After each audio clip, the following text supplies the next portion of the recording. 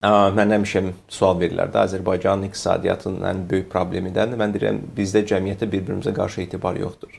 Nə qədər müdir tanıyırsınız, nə qədər şirkət tanıyırsınız ki, etibar üzərində qurulmuş bir idarə etmə sistemi qursun, yoxdur. Bizim HR-lar o Simon Sinek'in bu matrisasını tam səhv yozublar.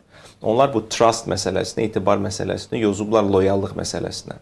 Loyallıqla etibar arasında yerlə göy arasında fərq var. Etibarlı insan odur ki, sən müdir səhv olanda belə mən gəlib dura bilirəm, sənə deyə bilərəm ki, sən yanlışsan, bu cürdür, əslində bu cür deyil.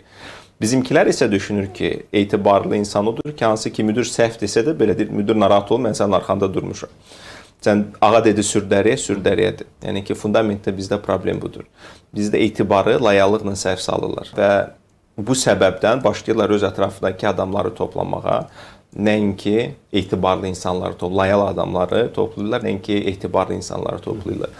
Və bunun nəticəsi olaraq bizdə səmərəlilik indeksi, productivity indeksi çox aşağıdır. Azərbaycanda istehsal çox bahadır. Çünki yenə də bunun üzərində qurulub ki, mən öz adamımı qoyum, mənim sabah problemim olsa ört-basdır eləyə bilim də sakitcə olaraq. Və bu sistem dayanıqlı deyil. Yəni ki, bu inkişafa bir nömrəli maneədir Azərbaycanda insan kapitalının inkişafına.